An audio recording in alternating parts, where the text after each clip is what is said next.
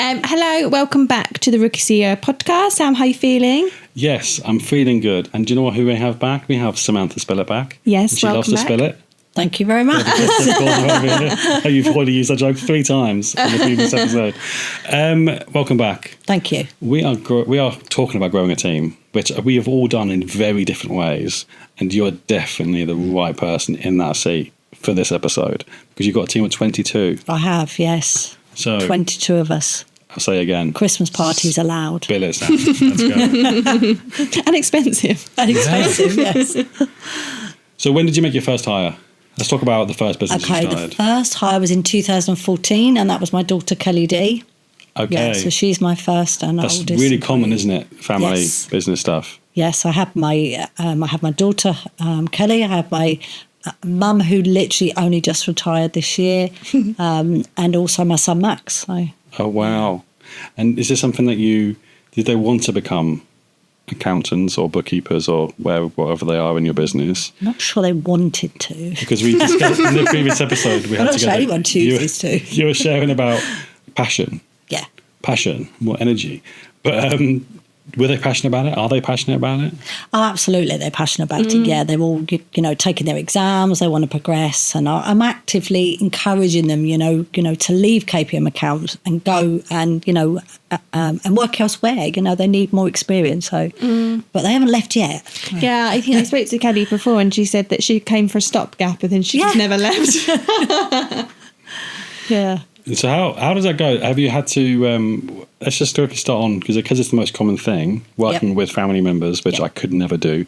I've learned the hard way.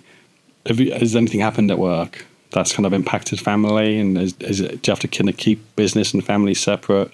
Absolutely, yeah. When we're not at work, we don't talk about work at all. When I'm at work, I am, I'm not Mum, I'm Sam, and that, that's our clear boundaries. She does refer to you as Sam as well. She does, yeah. Even at home now, it's just a habit, yeah. So when was the last time she was in the disciplinary?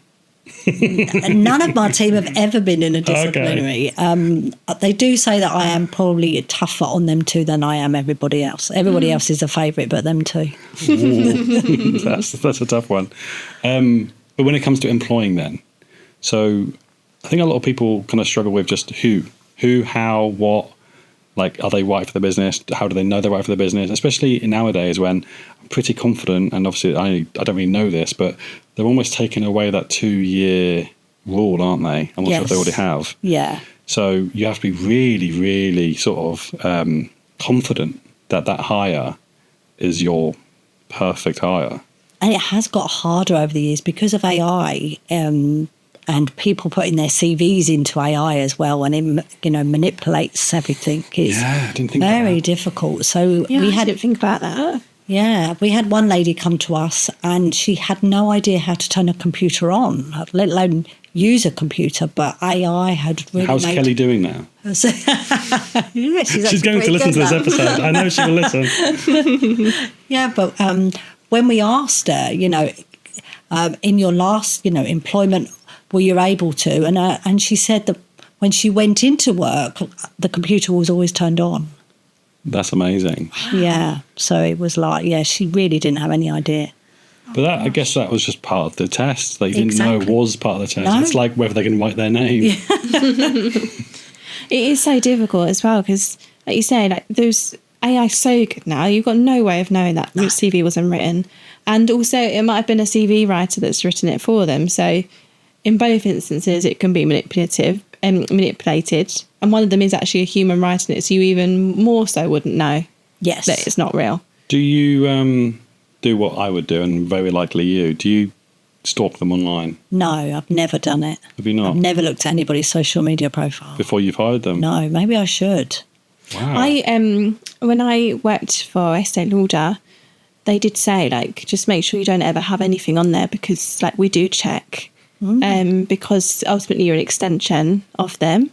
So yeah, they like the internet's forever, I guess. So even like if something had come up, because I think I had it once with a client and a member of staff had written something offensive on an online Facebook group on their personal profile, but then we clicked onto it and they had where they worked and it was coming back on the business. So it does. You should check what people are doing, because it could end up in some way coming back on the business. These internet sleuths now, if you do say something, I mean, hopefully none of your team would be silly enough to write something offensive on a Facebook I need to post. check now. I feel like I need to go and check. But people do. They find out where they work and they try and bring it to the businesses to make it the business's problem. And there's nothing stopping people from doing that either. Yeah, there's quite a lot of more rules being in place. There's always been rules in place when it comes to education, with teachers not allowing to have their full name on social media and stuff. It's a difficult one, isn't it, social media? Yeah. Anyway, so what is your go-to tips when it comes to trying to find the right person for your company? For me, we hire for attitude. It isn't about what qualifications you've got on your CV. So we do a 3-touch interview stage, and I will often ask 1 or 2 questions the same from the first interview to the last interview, just to check people are saying what they're meant to be saying, and it is the truth. That's an So that's my amazing. tip. Yeah. That's really good. Yeah. Because that's not too... In a previous episode, I shared something from a previous client who basically, after 2 weeks, they offered them £1,000 check, and that was a loyalty test. And if they took it, they can go. Basically, it's like, you can leave now for £1,000 or you can stay. And I'm like, oh, that's a bit of a quiz game. Yeah, after 2 weeks. But if they're not happy after 2 weeks, they're going to take that. But then that really helps you out, because Exactly. it's getting people Long who I guess don't that want to be there. £1,000 is going to cost you much less than trying to get rid of someone that's Absolutely. not performing. Yeah, Yeah. it's a weird one, especially nowadays without I like it. But probation periods are still in place, though, aren't they? Yes, they are. So that is still a thing that is Yes. compliant. Hey Hev, have you heard of IT Manager Services? They're an IT support service based in Kent. Yeah, I've been with them for over a year now. I love being able to just call them at any point and they take over my computer and fix the issue so much quicker than spending hours on Google. Why have you kept that to yourself all this time? Right, I need to sign up to these guys. What's their website? It's it-ms.co.uk, or you can call 01634 218 362. And what is your probation period? What would you advise for businesses? Is there like a legality to it? We always do 6 months. Always do 6 months. Yeah. It's quite a comfortable period, isn't it? You do normally know a person after 6 months. Oh, easily, yeah. See, that's the one thing I love about watching these reality shows, because like I'm a celebrity and they can't fake themselves for 3 weeks in the jungle without any internet. You see the true self, don't you? That's what you should do. Just lock them in the jungle for 3 weeks and see what happens. How do you say this will only be relevant to KPM? So obviously KPM accounts, your accounting firm, you employ accountants as well as bookkeepers and everything. How did you get past the thought of that they could just take your client and start up somewhere new? Because I know a lot of people I speak to, they put off employing because they're like, oh, well, what if they learn my business and then they go off and start their own and try and take my clients with them? I mean, I think you and I probably have the same thoughts and feelings. Well, I got compliance involved heavily. Nothing happened. I just had a bad dream. That's all that happened. But yeah, you've got to cover your ass, haven't you? We don't have a non-compete at all, because I'm very much of the belief if my clients are going to go to that person and they're not going to stay with us, then they're not loyal to us, and maybe because we haven't done a very good job. So that's how I view it. Because I don't think non-competes really stand up in court either. I think it's different if you're employed. Can't even talk now. It's different if you're employed than it is if you're a subcontractor. Yeah. Because the reason why I had to get compliance involved, because the reason why I love working with my team, because they do have their own businesses. They're just struggling to market themselves. So that's where they come under the Fuzzy Logic umbrella, because they are experts at the end of the day. Yeah. But obviously, we've got to cover our GDPR. They have access to all of our contacts. They have access to our CRM. There's nothing really stopping them apart from the compliance side of it, from just grabbing those, sending them their own newsletter. So I do need to make sure that I'm fully covered from that side of things. I think being employed, you don't really think that big, because at the end of the day, you run your own business. Yeah. You can't just grab them and go unless you start your own business. Yeah, it's difficult. And it's getting people that will be, like you were saying, as passionate about your business as you are. We were talking about it on a previous episode, like if you it's very scary sending someone else to represent you at a networking event, because how are they going to present your business? test them first. Because you sent other people to networking events on your behalf. Did you find that a bit daunting at first, or did you just like, I'm confident enough they will do a great job? If you trust them to represent you with your clients, then you should be able to trust them at a networking event. No, send them off. The more the merrier. Less for you to go to. Exactly. So when it comes to making your first hire, what would you advise a business right now who may be in that area but just don't know it yet? Okay, so well, make sure the numbers can actually support the, employment contract. Have at least minimum, 3 months of their salary, saved, and that the work is there as well. Because if you lose one big client, what then happens? So make sure the work is there. You shouldn't have more than 10 or 20% of your actual turnover on more than one client anyway. They should be, all separate. Employing your first, it's terrifying employing your first employee. Absolutely. Make sure it's the right person. Take your time. Interview many and many and many, and then go back to the first one, because that is generally the one that you hire. When you interview them, you can put, a skills test in, if you want to. That is something that, that you can do. Or you can ask them to work with you for the day or two and pay them. But, if it doesn't work out, at least you've tried. How would you do that, and how would you pay them? Would you just have to get them to invoice you as a self-employed? Yeah. Because a lot of people, it did scare me at first, because obviously I've been employed most of my life, and it was only until 2.5 years ago when I started Fuzzy Logic. I was like, what is this document? What is this? I'm used to just receiving a paycheck every week or whatever, every month or whatever. It is quite scary for people. But I think that's quite a good idea, is getting them involved. Yeah. Beforehand, definitely for a couple of days. I never thought about that. As long as you make the intention very clear that it is a trial, it is, that's absolutely fine to do. Yeah, because I guess you quickly see people's ability to learn in a short space of time. And then quite a common approach nowadays, especially after networking, is almost subcontracting first, and that normally is with like a virtual assistant or a personal assistant, because they know they need help. Yeah. They're just not ready to employ yet, because they probably don't have their salary in their bank. What's your views around that side of things? Have you had a VA in the past? I've never had one, but I'd love one. So if there's anyone out there that wants to, there's room for everybody out there. Yeah. You just need to be very, clear of, the HMRC rules around whether, someone is employed or they're subcontracted. Yeah. The rules are very clear. So, as long as, you are compliant with the rules, absolutely. How do you stay compliant? Do you outsource that? Do you have a compliance sort of person overseeing your... I have a HR consultant who happens to be my daughter. She...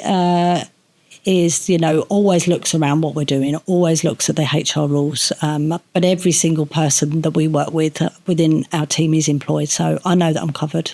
Nice. Because there's a lot of small businesses that probably, without realising, have got I can't remember what HMRC call it. It's like just a disguised employee. So it's someone that you're saying is a subcontract, but actually... It's normally a family member. You look into it and they're employed, but you're just not giving them the benefits of employment. Yeah, I've seen that a lot. It's normally a family member, isn't it? Where they just think, it's fine, we'll just pay you out the till. Yeah, or something. It used to be only family members, but we actually come across a care agency that were, subcontracting carers were before they was employed. So they were employed and then they put them out to subcontractors, and they're not, because they only work for one person. They're not able to substitute anybody. They get told where to go, when to go. They are employed, so... Yeah, there is that line. And obviously, you've got a team of 22 now, and that is probably growing. As you just said, you've got a process in place. When you hit 80% capacity, then you look at employing. Yes. I think the biggest fear that people have is that sounds like all success stories. But what happens if it goes wrong? What happens if you get to a month where you're like, we're actually at 50% capacity? What do we do?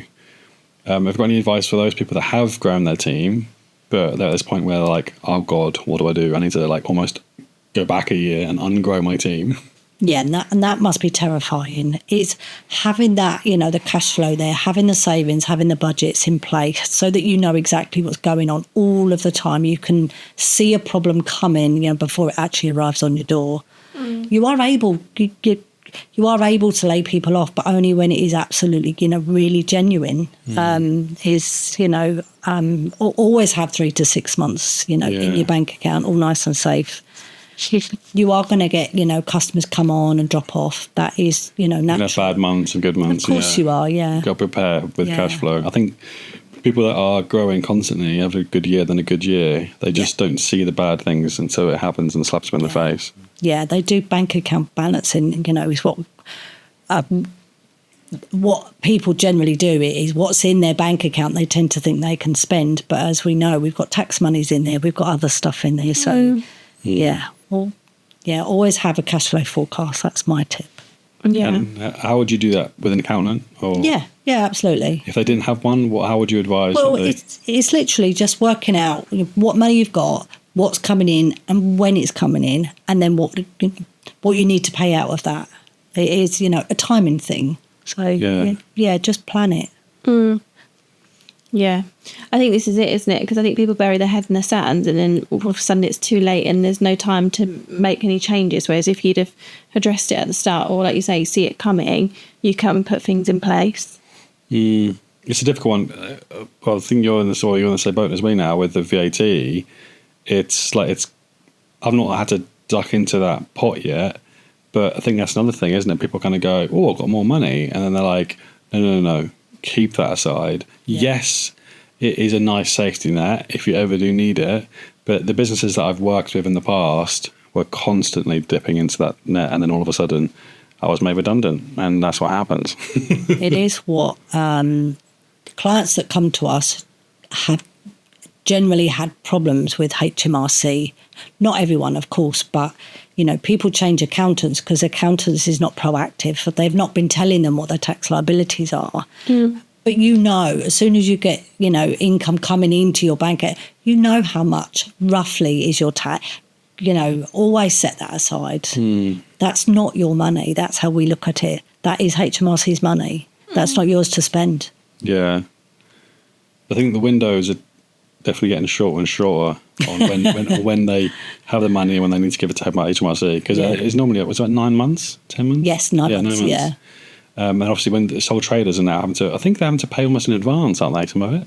No, they haven't changed when they need to pay, but they need to submit quarterly now. Oh, I see. Yeah. The actual amount of profit they need to pay, they have to submit quarterly, but they're not having to pay it yet. But as I say, who knows? Yeah. New lead came in on Tuesday. I meant to follow up actually, but I got a bit busy. And then it was Friday, then the following Wednesday, and then they went with someone else. Someone else. Naming no names. I know it was you, Dave. Fuzzy Logic sends automated follow-ups the moment a lead lands. Email, SMS, WhatsApp, while you're doing, whatever you want. Book a free demo at fuzzylogic.systems. Well, yeah, so my team, I've got my, virtual assistant, but yes, PA, that's subcontracted. Then I have some content creators that are subcontracted. And then some admin support was subcontracted, but they all have their own businesses, so... This is it, isn't it? It's kind of covered by that. It's almost like a collaboration, but also they're happy under the branding. Yeah, and none of mine...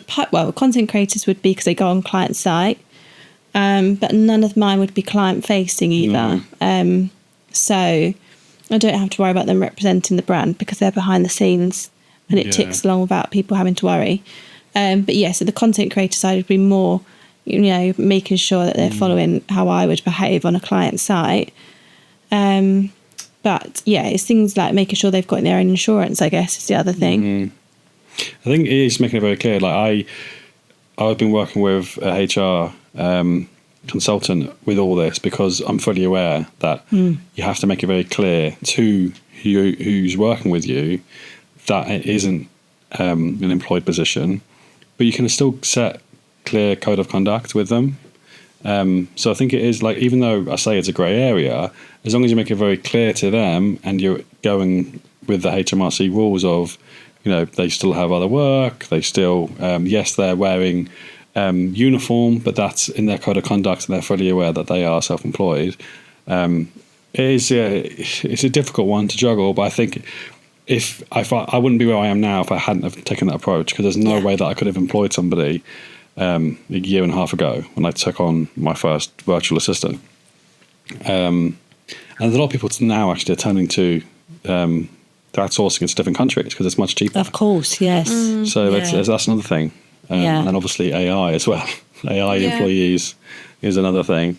But whatever helps grow your business to a point where you can employ. Absolutely. I think the way, you've gone down, your route, that's the right route for your industry. For mine, I need to know people are going to turn up on a 9 o'clock on a Monday morning. And, they're going to have the same clients. I need the same consistency. So, employee works for our industry. So, every industry is different. And we're going to round the episode off as we usually do. I say we, you. Have you got a random question that you wanted to ask, Sam? Oh, random question. When you're in the office, I think it's the air fryer. When you're in the office, do you normally have more complaints that it's too cold or too hot?